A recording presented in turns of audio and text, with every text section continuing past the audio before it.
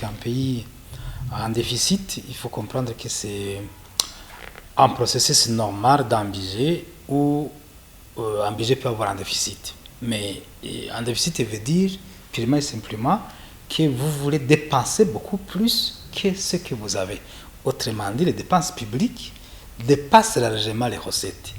Aujourd'hui, alors, si on dit que le Burundi a un déficit de 400 milliards, autrement dit, c'est plus de 8% du budget national, parce que le budget national, c'est aujourd'hui 5 000 milliards.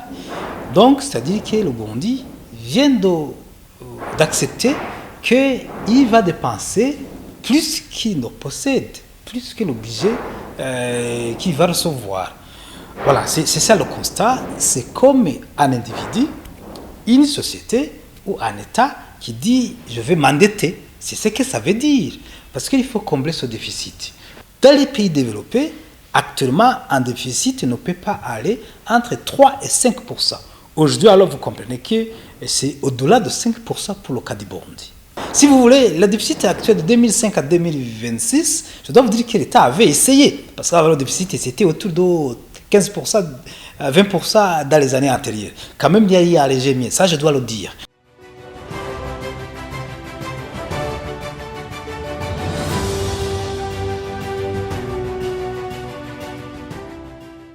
C'est-à-dire que le Burundi sera obligé de contracter des crédits, surtout au niveau intérieur. Parce qu'au niveau extérieur, comme vous le savez, le Burundi pour le moment n'est pas éligible. Autrement dit, c'est-à-dire en contractant un crédit de plus de 400 milliards, autrement dit, ce crédit va non seulement générer des intérêts, ce qu'on appelle la charge de la dette, c'est-à-dire qu'il va contracter un crédit au niveau de la banque centrale ou éventuellement au niveau des banques commerciales.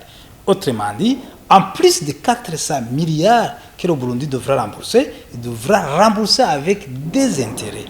Et alors, quand l'État s'aventure à acheter des crédits au niveau intérieur, c'est-à-dire qu'il prive d'une manière ou d'une autre les privés, les individus, les ménages, les sociétés qui devraient aller contracter un crédit pour pouvoir investir dans un domaine productif. Or, si on analyse aujourd'hui la structure du budget actuel, c'est une structure située de consommation beaucoup plus. Alors que les privés, une fois un privé contracte un crédit, c'est pour investir dans le secteur productif où l'individu devra payer les impôts et taxes à long terme.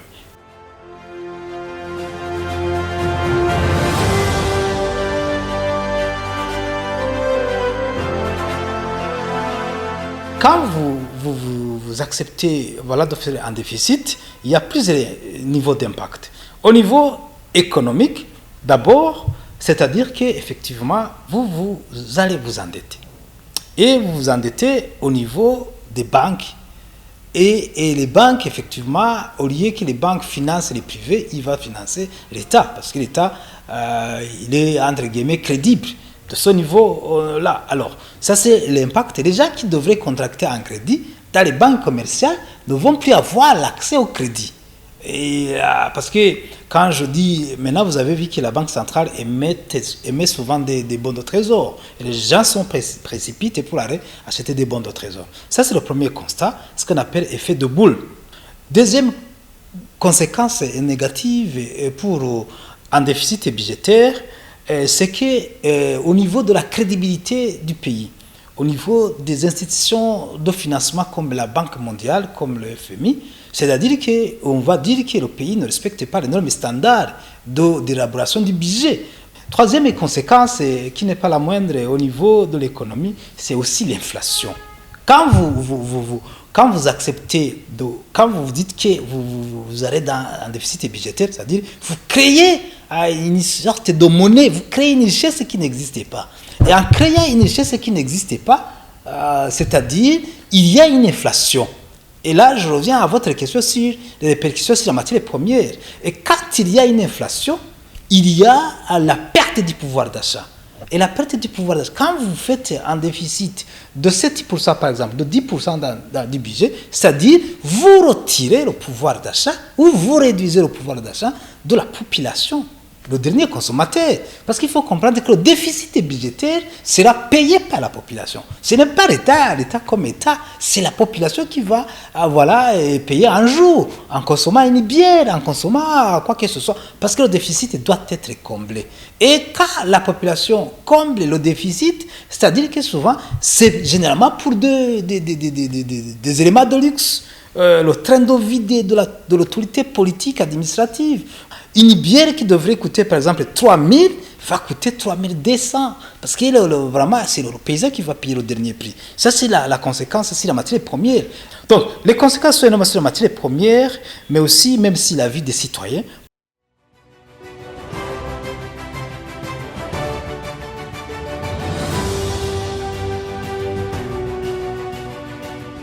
Et là, une autre conséquence qui n'est pas visible, même, c'est la confiance en monnaie locale. Et une monnaie locale qui est en déficit et qui crée une inflation, la population ne va pas avoir la confiance en framboux. Autrement dit, quand il n'y a pas la confiance en monnaie locale, les gens vont pouvoir aller faire des réserves en devises, notamment en dollars. C'est pour cela qu'aujourd'hui, on constate que de plus en plus, les Burundais préfèrent aller faire une épargne en devises, en monnaie étrangère, en dollars, parce qu'ils n'ont pas confiance en monnaie locale, parce que c'est une monnaie qui continue à se déprécier, voire même à une dévaluation. Donc, il y a beaucoup de conséquences au niveau de la vie des individus, même au niveau de la matière première. Comprenez simplement que dès que vous perdez la confiance en monnaie locale, c'est-à-dire qu'effectivement, l'économie peut s'effondrer.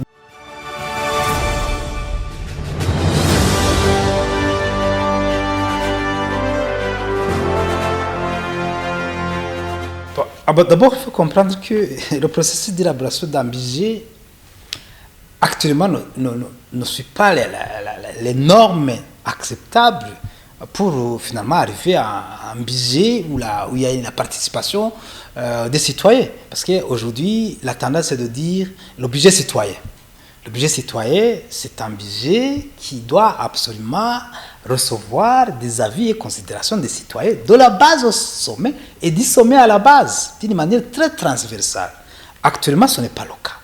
Alors, maintenant, l'État, pour trouver les moyens de subsistance, il doit recourir aux impôts et taxes. C'est vraiment naturel, c'est classique. Ce n'est pas au Burundi, seulement c'est dans tous les pays du monde. Cependant, la différence entre d'autres pays et le Burundi, il y a effectivement cette participation des citoyens pour finalement revoir à la baisse ou la hausse les impôts et taxes. Pour le produit carburant, pour les produits de la Brarudi, pour les produits de télécommunications, on a revu à la hausse. Parce que c'est le financement principal.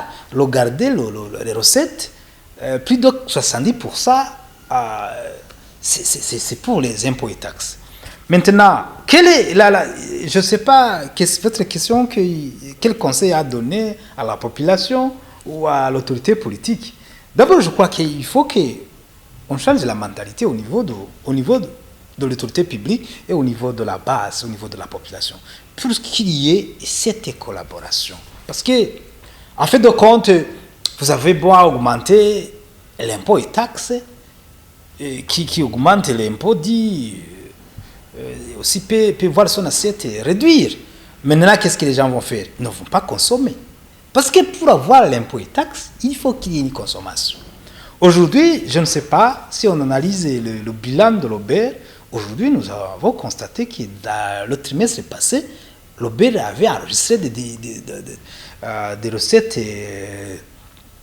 très déficitaires par rapport à ce qui était prévu. Parce que les gens ne consomment plus. Parce que le pouvoir d'achat a diminué. Donc l'État, actuellement, l'a augmenté, certes, les taxes et impôts pour certains produits et services, mais nécessairement, on ne va pas avoir des recettes augmentées. Et là, je me dis qu'à long terme, l'État devra revoir à la baisse certaines taxes et impôts pour finalement s'aligner avec le niveau de consommation des citoyens. Parce que les gens n'ont pas augmenté leur budget. Les salariés n'ont pas vu les salaires augmenter. La population n'a pas aussi augmenté, la production n'a pas trop augmenté. La hausse des taxes et impôts ne profite ni à l'État ni à la population. Alors, l'attitude à prendre pour la population, quand il y a hausse, c'est renoncer à la consommation. Et quand il y a cette situation de non-consommation, c'est-à-dire que les gens ne vont pas percevoir des impôts et taxes. D'abord, c'est pour cela que d'ailleurs, on constate un déficit. Un déficit, c'est parce que les gens ne consomment pas. Si la population consommait, on ne devrait pas avoir un déficit de plus de 7% ou de 10%. C'est parce qu'effectivement, il y a ce déficit de consommation. Parce que l'économie, si on analyse la formule de 15, c'est l'importation, c'est l'exportation, c'est la consommation, c'est l'investissement, c'est l'épargne. Or, quand il y a l'absence de la consommation, le revenu d'un pays diminue, parce qu'à la fin, le revenu d'un pays, c'est tous ces leviers en rapport avec la consommation, en rapport avec l'exportation, en rapport avec l'épargne, en rapport avec l'investissement. Or, tous ces leviers aujourd'hui sont en baisse ou en perte de vitesse. Voilà, en fait, par rapport à votre question, donc je crois que finalement, il faut que les consommations s'alignent avec les besoins quotidiens de la population et il faut faire l'équilibre entre la demande et l'offre. Et quand il y a le déséquilibre entre la demande et l'offre, donc vous comprenez qu'il y a une balance commerciale déficitaire et par conséquent, ces taxes-là ne seront pas perçues au rythme attendu.